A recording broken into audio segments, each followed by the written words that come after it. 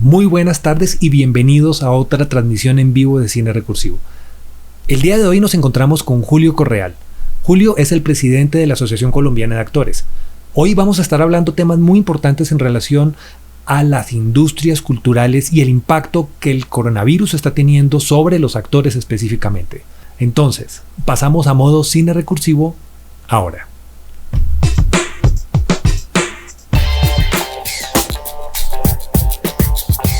Y sí, nos encontramos con Julio. Muy buenas tardes, Julio. Partamos por una pregunta muy sencilla. ¿Cómo ves el escenario para los actores en relación al COVID? En primer lugar, no sabemos cuánto va a durar esta situación, cuánto va a durar esta crisis, y en esa medida no tenemos ni idea de qué capacidad pueden tener los empresarios del sector de resistir para poder retomar sus actividades una vez terminada la crisis. Y de otra parte estamos los trabajadores, las personas que nos dedicamos a estos oficios, pues que nos estamos viendo en una situación bastante compleja, en particular en un país como el nuestro, puesto que aquí desde hace muchos años la contratación en el espectáculo, en las artes escénicas, en el audiovisual y en las artes en general es a través de la figura de la prestación de servicios, o que de una manera un poco más cool la llaman freelance, pero que consiste básicamente en contratos por periodo determinado, por proyectos específicos, en los que no se tiene ningún tipo de protección, no tenemos ninguna de las prestaciones de ley que tiene un trabajador de cualquier otra área que esté vinculado por contratos de tipo laboral. Y en esa medida, por ejemplo, al no tener cesantías, que son los dineros que hay para cuando uno queda cesante, en este momento, en esta situación, queda uno en la absoluta desprotección. Entonces, por supuesto, el futuro tiene mucho de incertidumbre, y creo que acá es donde las naciones, los estados, los gobiernos van a tener que intervenir de una manera directa y decidida para reactivar diferentes actividades económicas. Bien, es que creo que hay que hacer una serie de aclaraciones importantes aquí en este punto, precisamente porque cuando hablamos de empresarios estamos hablando, enumerémoslos, canales de televisión, por ejemplo, estamos hablando empresarios culturales, que son los que promueven eventos. También estaríamos hablando de sector gubernamental, que tienen algún parámetro de incidencia dentro de la producción cultural en el país. Pero cuando hablamos de informalidad, no nos damos cuenta que los actores, específicamente el actor, tiene un terrible problema, y es que toda la sociedad piensa que es rico. Nosotros, la gente de la calle dice es que los actores viven bien, andan en hoteles, tienen carros, tienen una cantidad de cosas.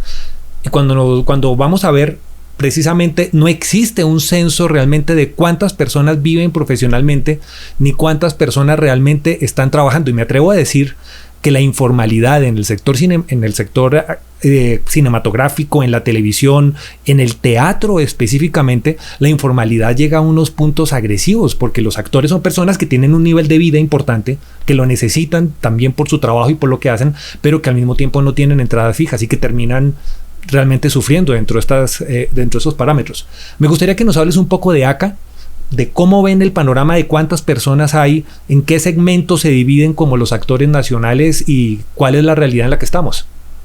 Pues mira, nosotros hemos llegado a tener en el momento más alto de miembros afiliados, llegamos a tener cerca de 1.300 afiliados. Ahorita estamos haciendo un nuevo sondeo pidiéndole a la gente que nos pase toda la información, que llenen una encuesta para saber con cuántos afiliados contamos en el momento.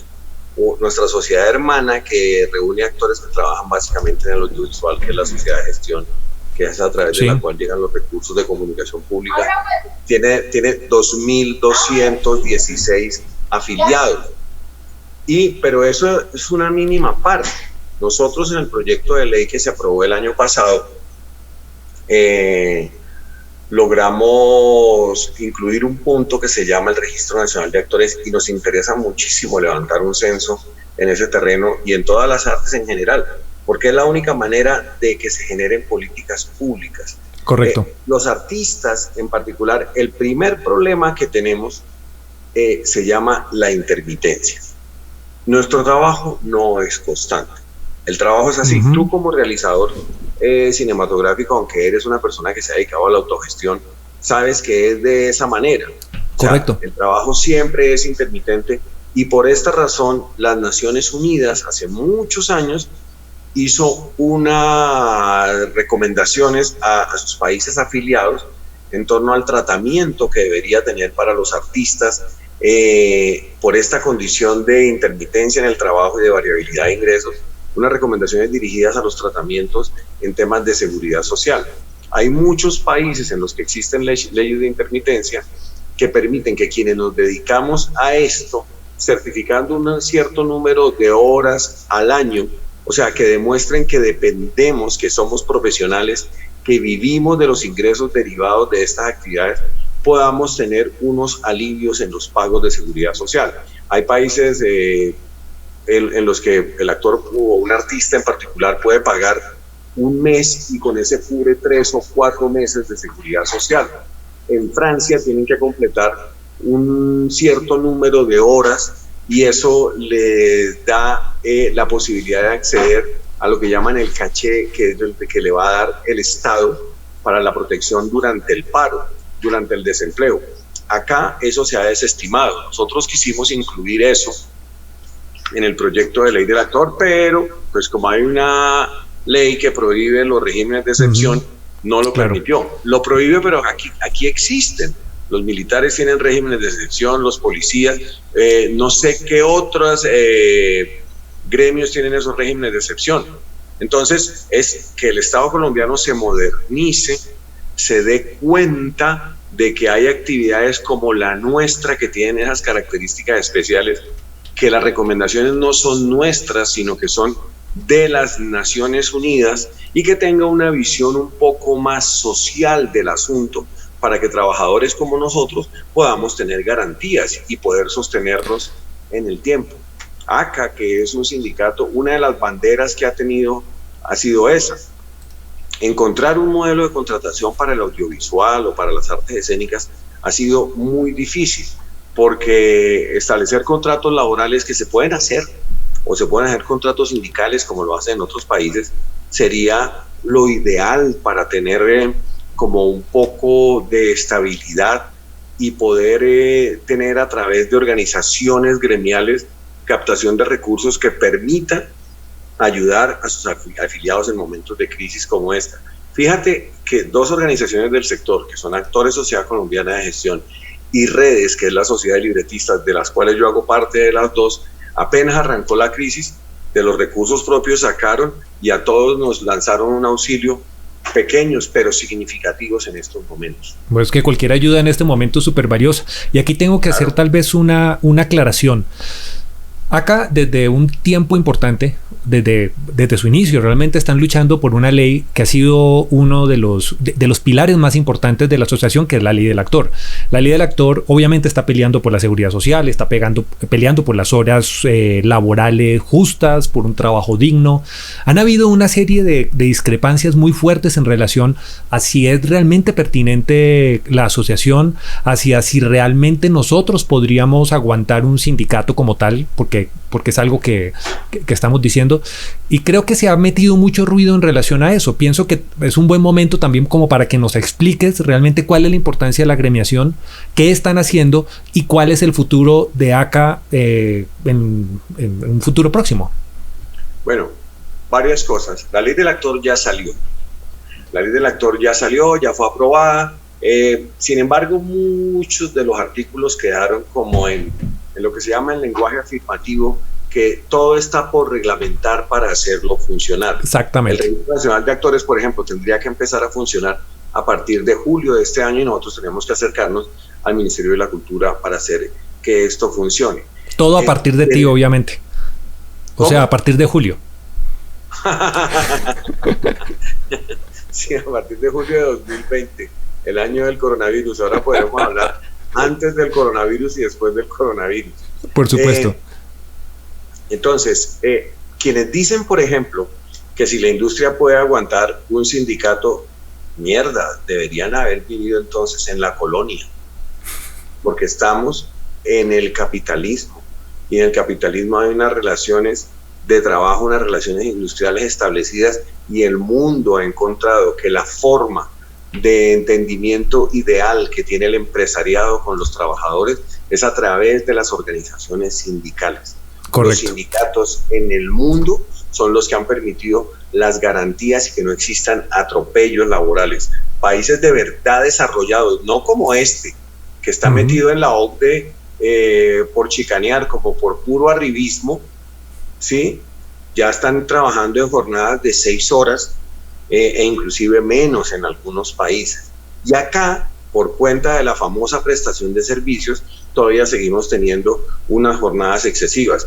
Esta crisis demuestra cómo es de importante tener horarios flexibles y que la gente no vaya a trabajar en las mismas horas para que ciudades como esta, tan difíciles, con un sistema de transporte tan malo, puedan funcionar de mejor manera. Nosotros, ¿qué hemos hecho en este tiempo? Desde que arrancó esta situación, pues primero que todo estar pendientes de los pedidos y llamados que hacían los colegas, porque al comienzo el llamado era, uy, estamos grabando aún, uy, algunos grupos de teatro dicen que sigamos haciendo funciones. Entonces el primer llamado fue, vámonos por la salud y la vida, y vamos a hablar con canales, productoras y gente de espectáculos en vivo que esté programando actividades para decirles, no, paren ya, o sea, esto es en serio. Se hizo y fue además, he de decir que por ejemplo con los canales de la comunicación fue muy fácil. Ellos inmediatamente dijeron, si nosotros estamos en esto, vamos a parar. Ahí inmediatamente hablamos con ellos y fue, oigan, hay que buscar que la gente se vaya al receso con ciertas facilidades. Lo hicieron también. Y después de eso ya empezó, bueno, ¿qué vamos a hacer? Porque pues efectivamente muchos quedamos en la nada. A mí en particular, a mí, a Andrea, a mi señora, nos cancelaron unos eventos al día siguiente de la primera disposición de Claudia, pues claro, cuando no se permitían eventos de más de 1,000 personas, ya ese mismo día, muertos. Primer evento cancelado. Teníamos un evento para 4 días después, cancelado. Yo tenía un taller para empezar a dictar una semana después, cancelado. Y resulta que es que eso no es una plática que va a entrar, no, eso ya no entró. Eso ya no entró. Entonces, pues nada, hemos estado, a pesar del aislamiento, no hemos dejado de reunirnos, aprovechamos todos estos medios para reunirnos, hemos estado reaccionando a todo lo que pasa. Desde que la crisis empezó, sacamos primero un comunicado como con una serie de exhortaciones al gobierno, a la industria, a los bancos, inclusive a los violentos, a las organizaciones armadas, levantadas en armas. Les dijimos, oiga, paren, este es un momento de verdad de parar. Después le mandamos una carta abierta al presidente diciéndole, hey, necesitamos unas medidas generales que no solamente nos deben cobijar a nosotros, sino a mucha gente en este país. Y a partir de ahí, pues hemos seguido dándole, además pendientes de lo que la gente proponga, participando en mesas, porque todo el sector se ha estado moviendo, tratando de que el Ministerio de la Cultura, pero básicamente de que la Presidencia de la República nos escuche. Porque el Ministerio de la Cultura tiene unos alcances, pero si no existe la voluntad en el primer mandatario de la nación y su círculo más cercano, nada. Si no se ataca desde la cabeza, no va a funcionar nada, absolutamente. Pero además hemos reaccionado también, por ejemplo, nosotros tuvimos una tragedia, digo nosotros como gremio, fue que el lunes de la semana pasada se murió Santiago García. Correcto. Y la muerte de Santiago García es pues un dolor muy grande para el medio teatral colombiano. Es como un chiste que el viejo hubiera querido hacer de último, y fue morirse cuando nadie lo podía acompañar. Pero él lo había dicho, ¿no es cierto? Pues es que ese viejo era muy magallista, era de verdad un tremendo bufón. Si algo que era grato ir a la Candelaria era que antes de las obras él siempre se echaba un carreto y era de verdad muy, muy, muy divertido, aparte de ver las obras que eran de un contenido tremendo. Entonces, con la muerte de García, vinieron reacciones, expresiones de todo tipo. Nosotros hicimos un video en el que reunimos muchas voces, el texto lo escribí yo y estuvimos produciendo. Desde que arrancó la crisis hemos estado produciendo aquí en la casa y en la casa de otros colegas unas pequeñas capsulitas, como enviándoles mensajes a la gente de que, oiga, quédense en la casa porque es que la vuelta es así, y tocando diferentes temas de esta realidad. Precisamente entonces, podemos aprovechar ahora como para hablar un poco de eso. Miren, aquí podemos ver, esta es la página del ACA. Aquí en el ACA ustedes van a encontrar absolutamente toda la información relacionada con la organización, con las actividades y con todo lo que están haciendo, básicamente.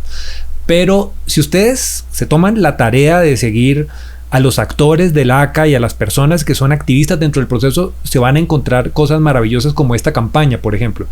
Este es el Facebook directo de Julio. Aquí están los diferentes videos, la campaña. La charla nuestra empezó justo cuando llegó un domicilio, hermano. Maravilloso. Entonces, Andrea está haciendo esa vuelta ahorita en este momento sola. Por ejemplo, miren, este es uno de esos videos, Operación Evita. Pégamelo un vistazo y así tú tienes tiempo de ir a ver qué pasa por allá. Vale. Pégale una pasada. Ahí vamos. Y yo... Pero mamá, ¿cómo es eso que se va y para yo el voy hospital? bajando. Pues no ve que me tienen que hacer unos exámenes, mija. Pero qué exámenes, mamá, ¿cómo se le ocurre en este momento? Pues se me ocurre porque tengo unas órdenes que se me van a vencer. Y tengo el examen anual, el control de la columna. Pero mamá, esos exámenes pueden esperar. Lo más importante ahora en este momento es que te quedes en la casa. ¿Qué esperar ni qué nada? Además, me tienen que hacer el examen del coronavirus. ¿Por qué? ¿Ha estado tosiendo? ¿Se ha ahogado? ¿Tiene fiebre? No. ¿Y entonces? ¿Qué tal que lo tenga y no se manifiestan los síntomas, Evita? Evita armarte esas películas. Nada tienes que hacer en la clínica. Ellos están muy ocupados y si sigues de cerca lo que vas a conseguir es contagiarte. Y está bien, pero evita enojarte.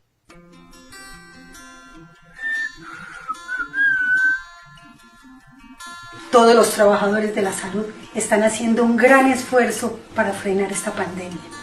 Ayudémonos. No hagamos consultas y exámenes innecesarios.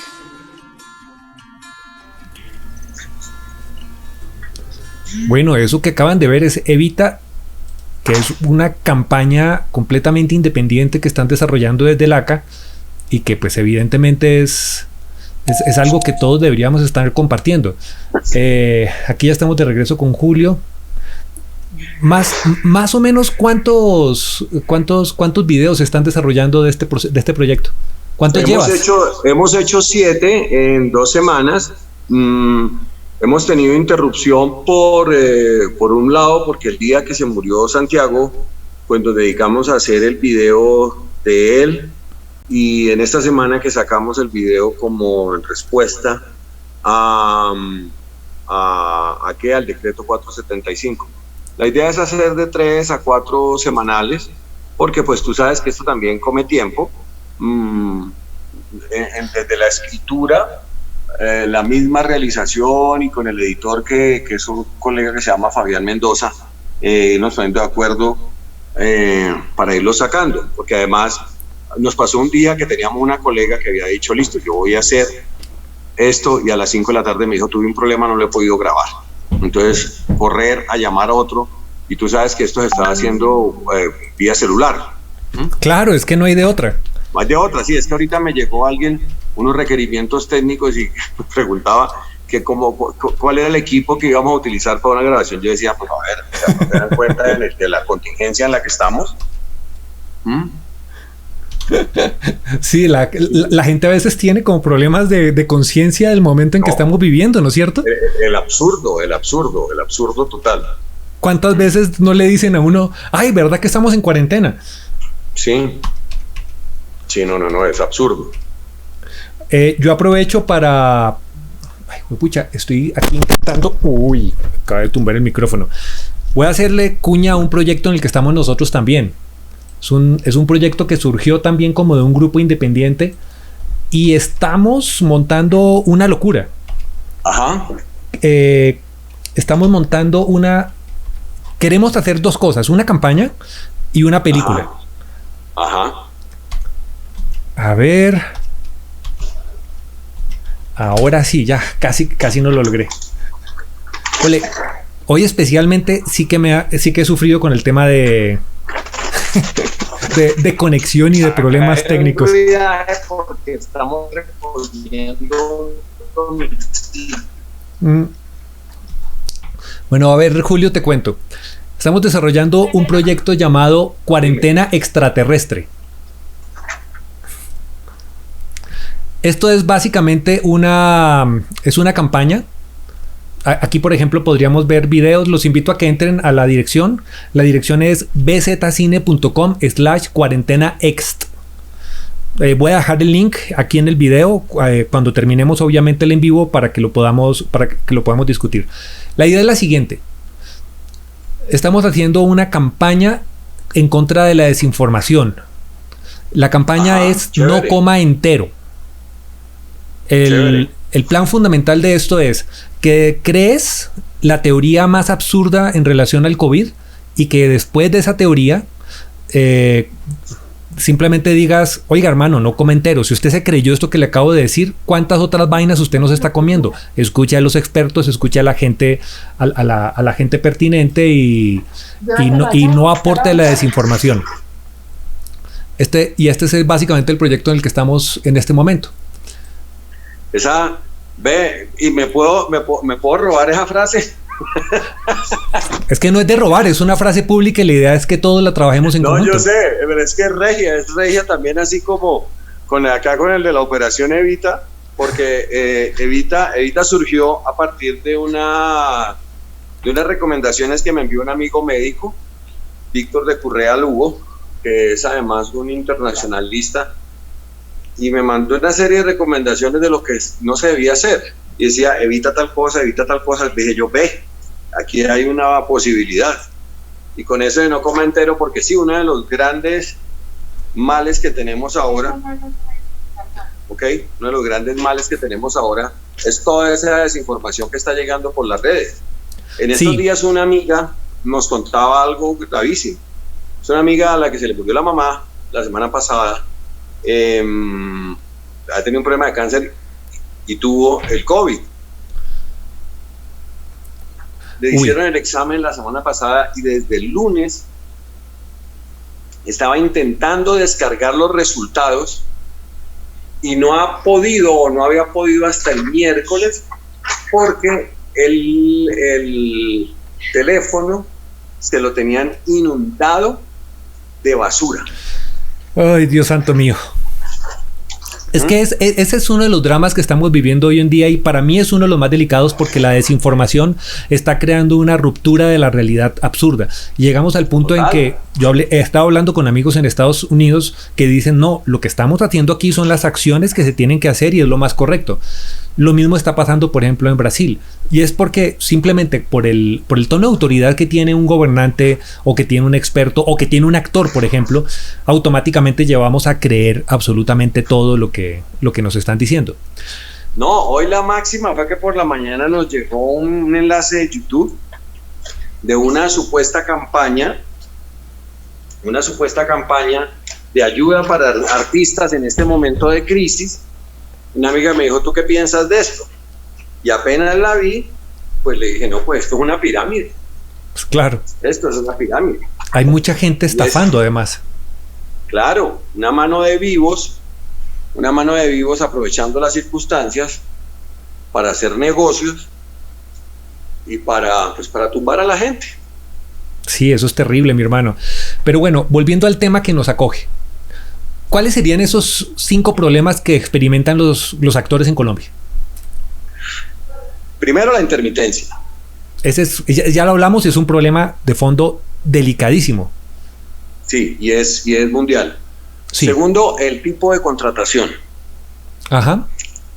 Los contratos, la forma en que se ha hecho, tanto en el audiovisual y en las artes escénicas, donde no hay garantía de nada, es un problema muy, muy, muy, muy serio. Junto con eso, hay un asunto de derechos, de regalías. Nosotros logramos meter algo en la ley del actor, pero Claro. eso se tiene que recomponer para que ahora que llegaron las OTTs, las OTTs tienen que empezar a pagar comunicación pública y tienen que empezar a pagar por las emisiones, porque emiten y no, y a nosotros qué nos queda, ¿entiendes? Claro. A nosotros qué nos queda de eso. ¿Mm? Y ese sería entonces el tercer problema, no respetar derechos. Sí, que hay que empezar a cambiar esa reglamentación y establecer otro tipo de negociación en ese sentido, para quienes trabajamos en el audiovisual podamos tener, es decir, así como estos productos son duraderos en el tiempo, podamos tener ingresos por todas las ventas posteriores, ventas y reproducciones posteriores. Lo otro es un problema que es muy de acá, aunque en todo el mundo se da, pero acá sí es mucho más fuerte, y es el hecho de que, pues hermano, nosotros aquí competimos con 50 millones de colombianos, y máxime cuando en el cine decidieron que cualquiera, no solamente la competencia en términos de poder actuar, sino que también hay mucha gente que resulta dictando talleres, inventándose técnicas. No me joda, o sea, esto ya está inventado. Es decir, la actuación es un arte que ha tenido un desarrollo teórico y hay una técnica, y los actores profesionales tenemos técnica, ¿sí? Y esa es la gran diferencia entre alguien que le ha dedicado tiempo y esfuerzo y que ha construido un oficio y que puede sacar un personaje no porque las musas lo inspiran, sino porque sabe cómo hacerlo y porque tiene los recursos para lograrlo. Entonces, ese es otro gran problema que tenemos acá.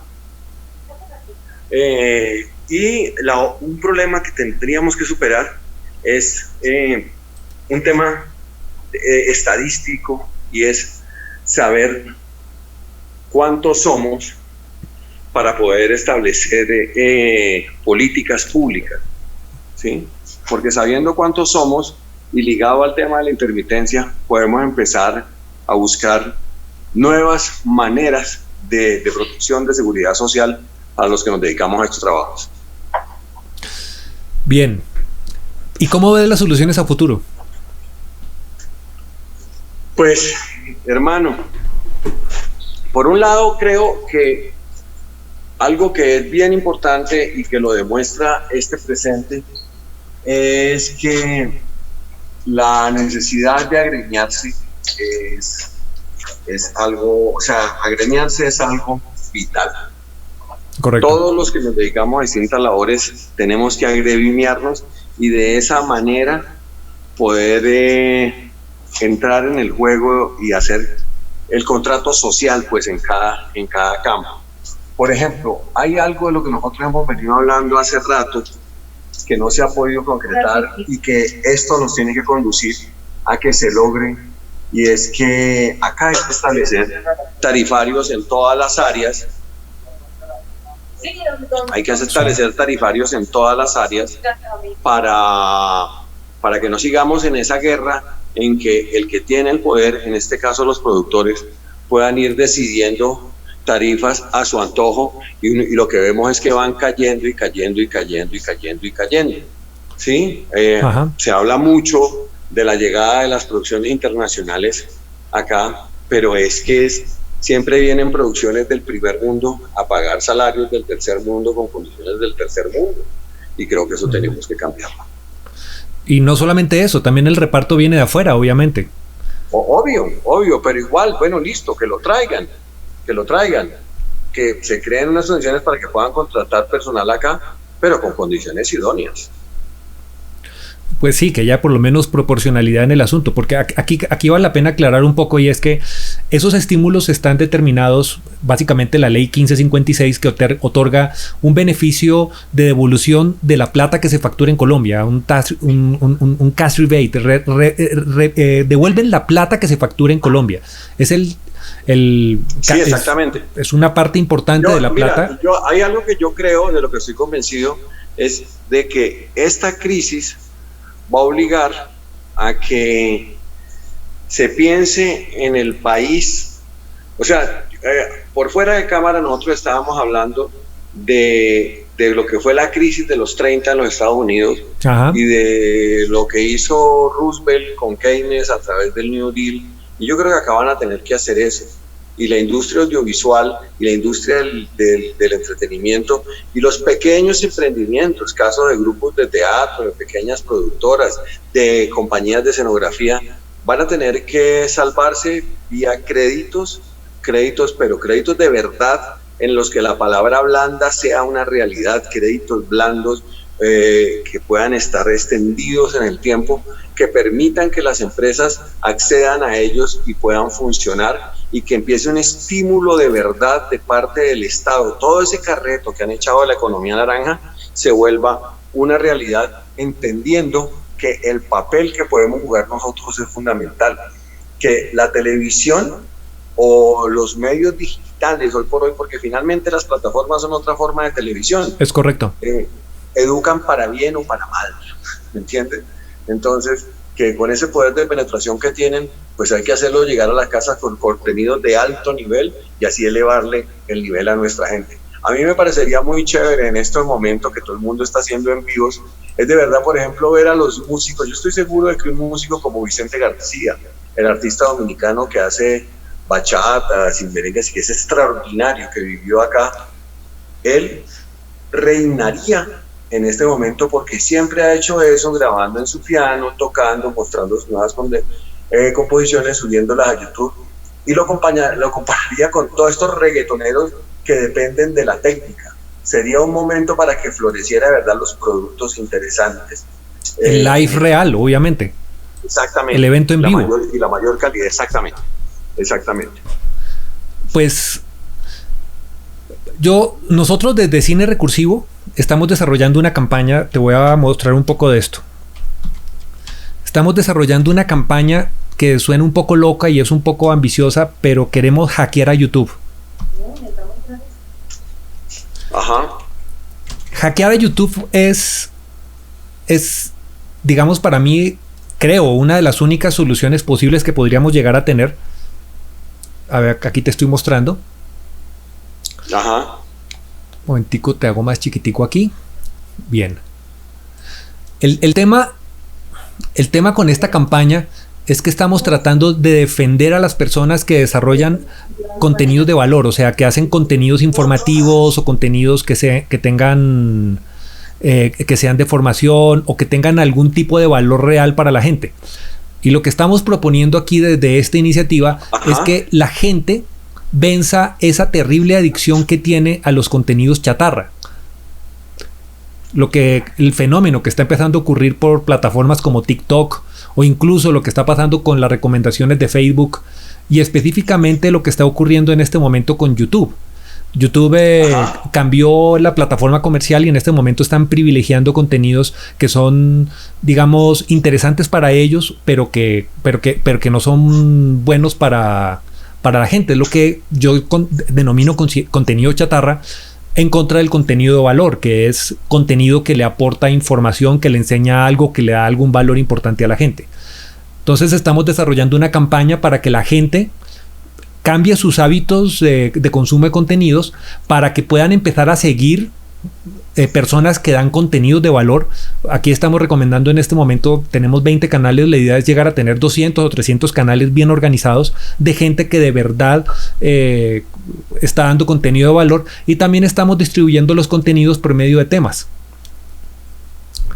Yo creo firmemente que un poco el futuro de todo esto es que nosotros logremos de alguna manera defender esos contenidos de valor, para que entre todos podamos, pues básicamente construir parámetros un poco más sanos de crecimiento entre nosotros. Pues yo creo que sí, porque es decir, es como en lo que podamos ponernos en red y ayudar a distribuir, pues ser difusores de buena información y de buenos contenidos, porque realmente pues estamos en la época del reino de la mediocridad, cuando la basura y la estupidez es lo que reina, es lo que prima. Correcto. ¿Sí? Entonces, pues nada, hay que aprovechar que en este momento que hay tanta gente en la casa, tanta gente conectada a estos aparatos, a ayudar a difundir a los contenidos que en verdad tengan un valor agregado, no en términos comerciales, sino en términos artísticos, estilísticos y de contenido. Y filosóficos, obviamente, porque es que esta es una época muy precisa también para que la gente empiece a hacer ese ejercicio que muy poco hacen, y es pensar. Qué difícil que es pensar, obviamente. Sí, es pensar. Esa es la misión de la educación. Para eso asiste uno a la secundaria, a la educación elemental. Qué pena tanta movedera, pero es que estamos entrando a un domicilio. A la pobre Andrea. Eso te iba a decir, que nos has presentado tu casa. Sí, a la pobre Andrea le tocó salir a recibirlo porque yo estaba en esta vuelta cuando regularmente soy el que hago esta labor. Pero miren, esta es la gran maravilla que tiene la tecnología. Estamos en un en vivo metiendo un domicilio dentro de la casa del presidente de la Asociación Colombiana de Actores. Eso es una cosa maravillosa. Así es, hermano. Aquí estamos en esta vuelta. Bueno, te tengo una pregunta. ¿Cómo ves el asunto de los subsidios del Ministerio de Cultura en relación al decreto 444? Pues hermano, primero que todo, esos subsidios de los que hablaron en las alocuciones que tan pomposamente han presentado desde el jueves de la semana pasada, que titulaban 1.200 millones de pesos para la cultura, los subsidios para la población mayor, eso no es ninguna novedad. Eso existe hace mucho tiempo a través de la estampilla Procultura, se han demorado en sacarlas. Eso es algo que llaman BEPS, beneficios económicos periódicos para el adulto mayor, y lo único que están haciendo acá con el decreto 475 es pedir que agilicen su ejecución. Bueno, realmente lo que hicieron fue duplicarlo. Ese estímulo que dices lo pasaron del 4.5% al 8%, creo que fue lo que pasaron. Pues no, pero lo que están hablando es de algo que ya existía, o sea, no inventaron nada. Y lo otro que viene en ese decreto, no sé si ya lo habíamos hablado, que he hablado tanto de eso hoy, pero pues son alivios tributarios. De gente que ni siquiera paga impuestos. Sí, no, para empresas, ¿me entiendes? Para empresas. Y además hay otros alivios. En estos días una amiga me decía, vea, hay una de esas ofertas que es un chiste, porque le dicen a los empresarios que hacen espectáculos en vivo que no tendrán que pagar el parafiscal de la ley del espectáculo público de aquí a junio. Pues es que no lo tendrán que pagar porque sencilla y llanamente no se va a presentar nadie. Es obvio. O sea, no va a haber boletería. Entonces, ¿qué van a tener que pagar?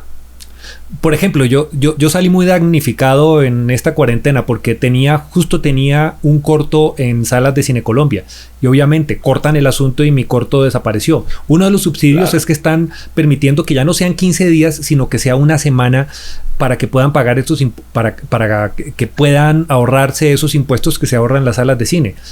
Y el otro es que van a dar una cantidad de plata por concurso. ¿Qué opinas de eso? Perdóname que me perdí.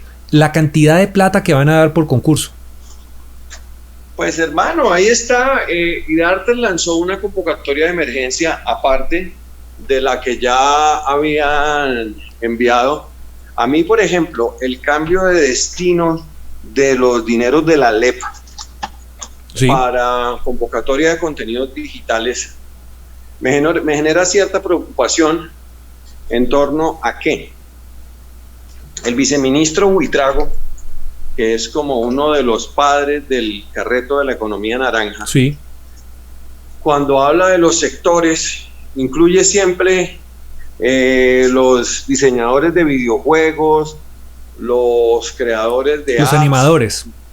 Exacto. No tanto los animadores, porque los animadores obviamente son artistas y hacen parte del sector cinematográfico.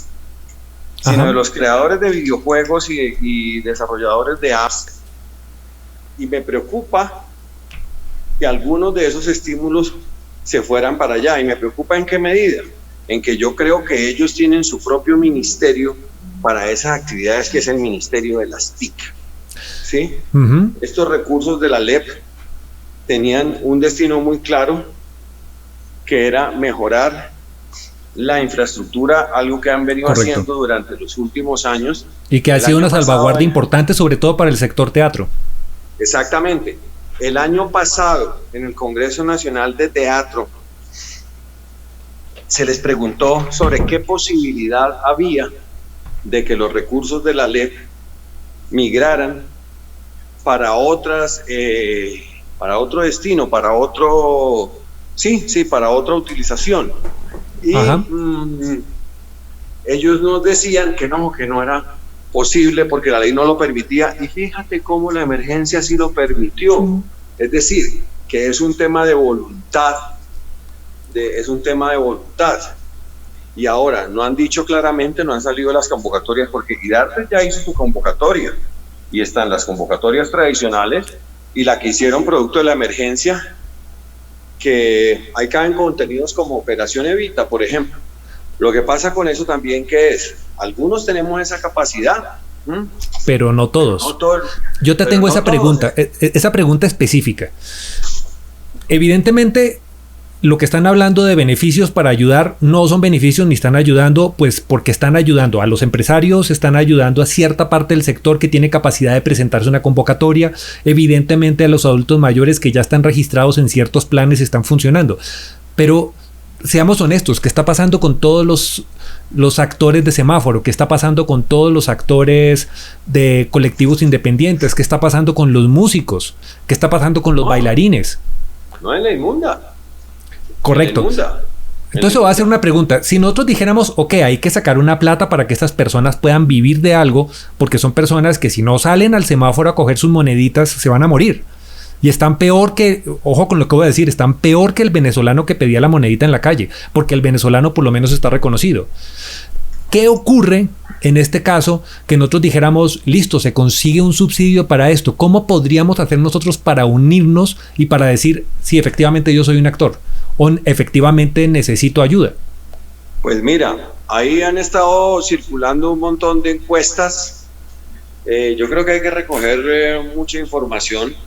El código ese que tiene el RUT, ¿sí? Ajá. Lo que certifica la actividad a la que uno se dedica, puede servir como para orientar esto.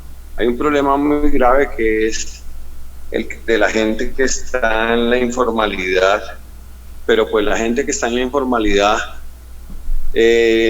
también fácilmente los pueden ubicar por el CISBEN y ese régimen subsidiado, que no es el régimen de salud Claro. contributivo. Es un tema muy jodido porque de verdad las convocatorias son para unos cuantos, pero es que hay mucha gente desprotegida. Hay mucha gente desprotegida.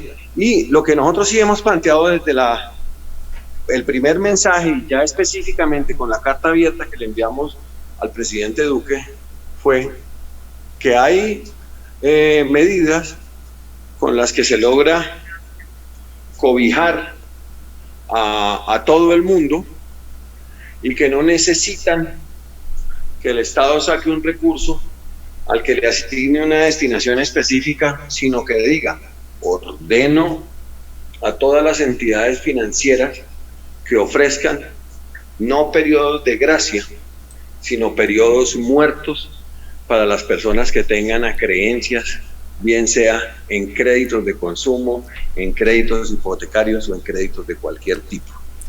Bueno, aquí hay que hablar de otro tema que es muy importante. Estás tocando uno de los puntos más importantes y es el tema de créditos y es el tema de movimiento financiero.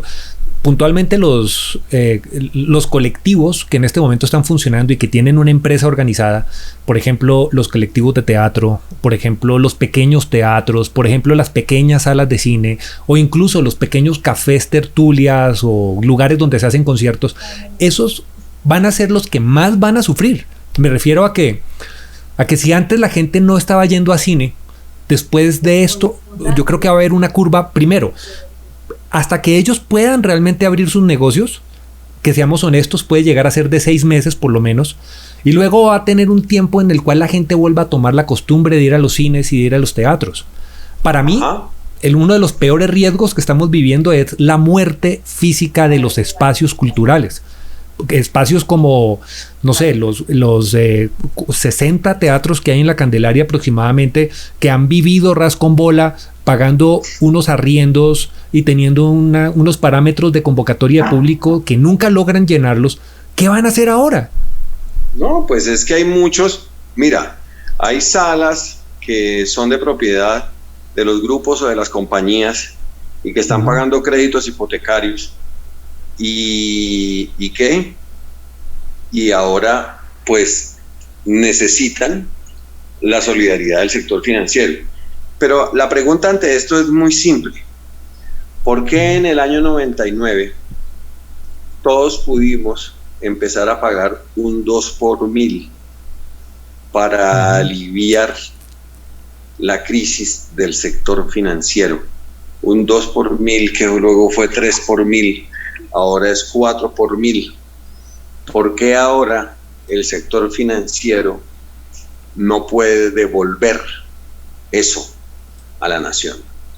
¿Por qué le han girado 17 billones de pesos? Entonces presentan como el gran logro que Luis Carlos Sarmiento Angulo haya sacado 80.000 millones de pesos, creo, no recuerdo exactamente la cifra, para contribuir a la crisis, cuando una medida que la pueden tomar directamente de ellos, ya Bancolombia lo hizo, y es generar no periodos de gracia, sino digo periodos muertos, porque la verdad ahorita uno no está ni en capacidad de pagar capital ni de pagar intereses. A mí me llamaron la semana pasada de Comeva, que yo tengo mi medicina prepagada ahí, entonces soy afiliado a la cooperativa, a decirme que me iban a enviar una tarjeta de crédito. Yo le dije, no me la manden. Entonces me dijeron, ¿por qué? Le dije, no, pues porque yo no tengo ahorita ingresos para pagar la cuota de manejo. ¿Y para qué te estaban dando eso? Pues para que te endeudes, obviamente.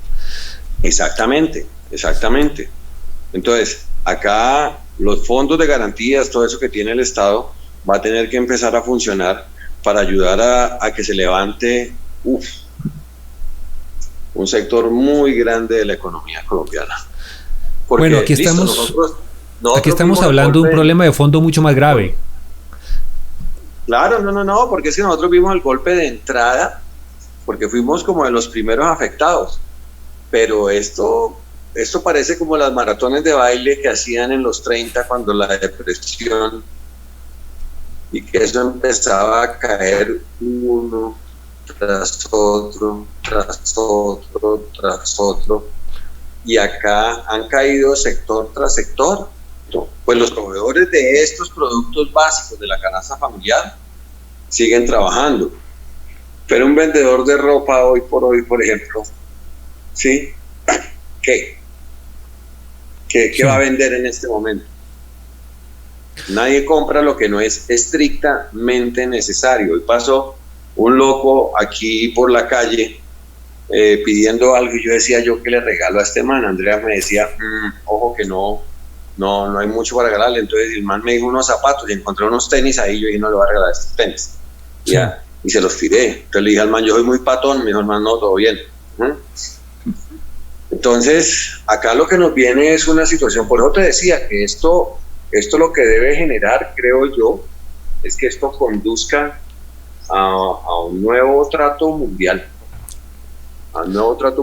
y la única posibilidad de que el mundo se recupere de verdad es que los sectores más fuertes de la economía, donde hay más acumulación de capital, y las naciones inviertan para que su población se pueda levantar. Bueno, pero aquí estamos hablando, mira, estás tocando un punto que es un problema muy serio. En este momento, si tomamos el coronavirus como un parámetro de lo que va a ser el futuro, los chinos ya ganaron, y ganaron de una forma radical. Fíjate, salieron adelante del problema, son la única empresa que en este momento está productiva. Es la única bolsa del mundo que no está reventándose. Y son los únicos que de verdad tienen un sistema de salud que más o menos respondió, que tienen una población que está educada y que tiene una cultura para poder trabajar de una forma solidaria, no como nosotros.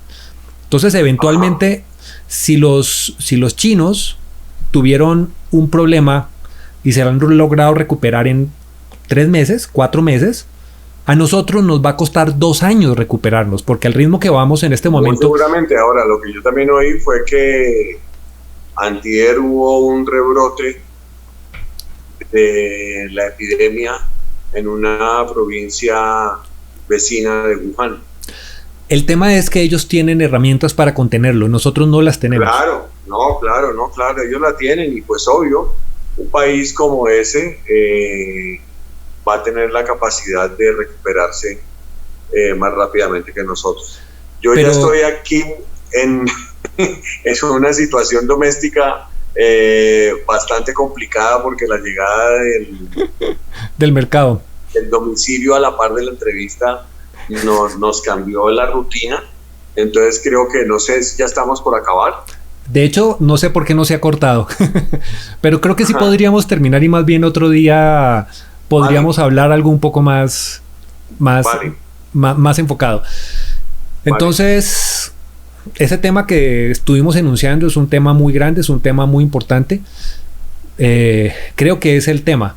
Haciendo un pequeño resumen, ¿cuál sería tu recomendación para los actores y por qué deben unirse a LACA? La acabas de dar. La recomendación es agremiarnos. Correcto. La recomendación es que empecemos a funcionar como un solo bloque, que de esa manera nos podemos hacer oír mejor. Correcto. Un coro siempre tiene más hipoteca que un solista. Así un solista sea el que se luzca. Y también se necesita iniciativa. Yo pienso que desde el sector actuación de los actores, que son tan fuertes, se pueden hacer campañas que realmente generen resonancia. Y veo que ustedes están arrancando y están haciendo cosas poderosas, y los felicito por eso, porque tener la iniciativa de salir adelante en un momento de estos es complejo, y creo que si algún segmento lo está haciendo con solidaridad y con potencia, son los actores. Vale. Bueno, me despido ahora sí, hermanito. Bueno, mi hermano, ¿Mando un abrazo? Claro que sí, nos estamos viendo prontamente. Vale, listo. Bueno, chao. Bueno, les cuento, este fue Julio Correal, presidente de la Asociación Colombiana de Actores, un lugar importantísimo que ha hecho unos logros fundamentales, unir a los actores, y nos están dando un ejemplo también de movimiento, solidaridad y de una cantidad de cosas que son necesarias en este momento. Este fue el en vivo de hoy. Que estén atentos, vamos a estar haciendo otros en vivos. Espero no tener los problemas técnicos que tuve hoy, pero fundamentalmente sigan los actores que están diciendo las cosas que son fundamentales, y a los actores. Este es un momento en el que todos tenemos que unir voces para hacer cosas que sean constructivas para todos nosotros en este momento. Aprovechemos que ustedes tienen la voz, la credibilidad y la resonancia entre la gente. Aprovechemos eso para construir cosas grandes. Están los proyectos que se hacen desde LACA, muy bonito lo que está ocurriendo en este momento con Evita. Están proyectos como el que estamos proponiendo nosotros, de pandemia extraterrestre, que puede sonar un poco loco, pero es una campaña de fondo muy bonita. Pero hay miles de iniciativas en el mundo en este momento, y si algo nos ha enseñado del coronavirus es que tenemos un nuevo futuro en las redes digitales, que hay otras formas de crear vínculos humanos y de relación humana entre nosotros por medio de estas plataformas que nos están dando nuevas ventanas. Entonces, sin ser más el motivo de la presente, me despido cordialmente de ustedes. Esto es Modo Cine Recursivo Off. Nos vemos en la próxima.